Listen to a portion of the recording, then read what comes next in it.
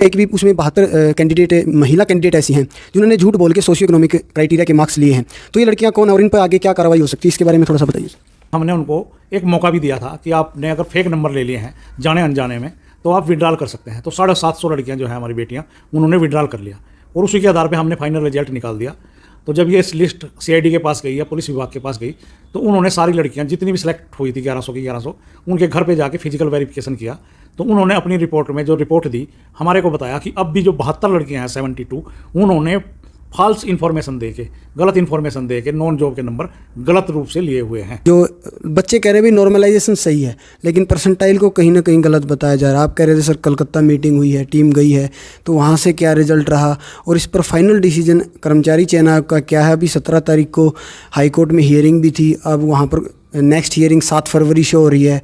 तो HSSC ने time मांगा है फाइल रिप्लाई करने के लिए या सरकार ने मांगा, इस पर थोड़ी सी स्पष्टता दें सर।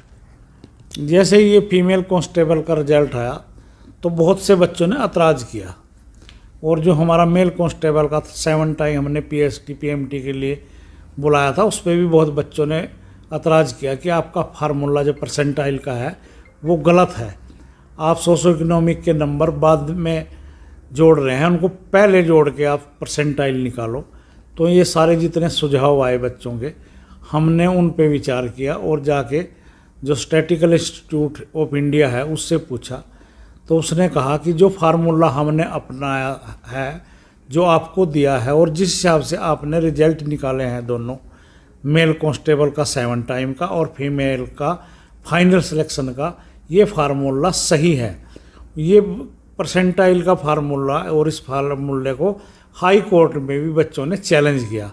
फार्मूले को भी हाई कोर्ट ने सही बताया है।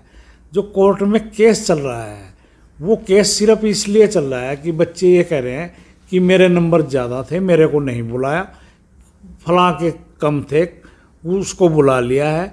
तो वो नंबर ज़्यादा का क्लेम कर रहे हैं। परसेंटाइल के फार्मूले को जो था नॉर्मलाइजेशन का, वो दोनों जो बड़ी अथॉरिटियां हैं स्टैटिकल इंस्टीट्यूट ऑफ इंडिया उसने भी और हाई कोर्ट ने भी मोहर लगा दिया कि आपका जो फार्मूला है वो सही है। तो दोनों ने ही जो है क्लीन चिट इसमें दे दिए सर। तो मेल कांस्टेबल का जो हम फाइनल रिजल्ट देखेंगे वो भी इसी फॉर्मूले से आएगा और फीमेल कांस्टेबल भी रिवाइज नहीं होगा। बिल्कुल, मेल कांस्टेबल का क्योंकि हम जो 7 टाइम PST और PMT के लिए बुला चुके हैं उसमें हमने फार्मूला अडॉप्ट किया है। तो नेचुरली है कि जब हम फाइनल रिजल्ट निकालेंगे तो इस फार्मूले से अब हम बाएं दाएं नहीं हो सकते, इसी पे हम रिजल्ट निकालेंगे क्योंकि दोनों अथॉरिटियों ने भी मान लिया है कि आपका फार्मूला सही है। सर एक ये हरियाणा पुलिस मेल कांस्टेबल की PMT चल रही, DV चल रही, तो एब्सेंटी कैंडिडेट को कब मौका दे रहा है होगा इसके बारे में? 21 तारीख को दे रहे हैं। जो अभी तक जो PMT में एब्सेंट हैं बच्चे वो 21 तारीख को बुलाए हैं। हमने नोटिस निकाल दिया है कि जो भी इस पूरे इवेंट में इतने दिन में किसी वजह से एब्सेंट रहे हैं तो वो 21 तारीख दे दिया उनको मौका। एक ही दिन रिजर्व रखा 21 तारीख को। और सर एक खबर न्यूज़ आई थी कि भाई लगभग 103 के आसपास ऐसे कैंडिडेट हैं, या तो उनकी वीडियोग्राफी मिसमैच है या उनकी बायोमेट्रिक मिसमैच है रिटर्न एग्जाम में या रनिंग में या अभी जो PMT में है। ये मेरे ख्याल से 12-13 के आसपास की न्यूज़ थी। अब 18 तारीख है, 2-3 दिन का इवेंट हमारा और बचता है। तो ये आंकड़ा बड़ा है। आगे आप जिस तरीके से काम कर रहे हैं, पारदर्शिता से आप काम कर रहे हैं, स्पष्टता से आप काम कर रहे हैं, तो ये आंकड़ा बड़ा है और कैंडिडेट पकड़े गए हैं या अभी नहीं आ रहे हैं वो कैंडिडेट सामने? PST में हमारे पास 39 लोग पकड़े गए थे जो इम्पर्सोनेशन किसी और की जगह कोई और दौड़ने आ रहा था और वो आके मान गया कि मैंने तो पेपर भी नहीं दिया, पेपर भी मैंने किसी और से दिलवाया है।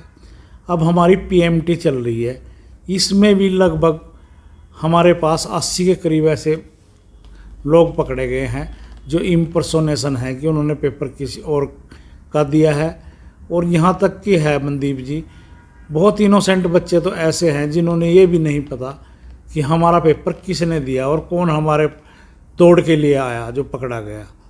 तो एक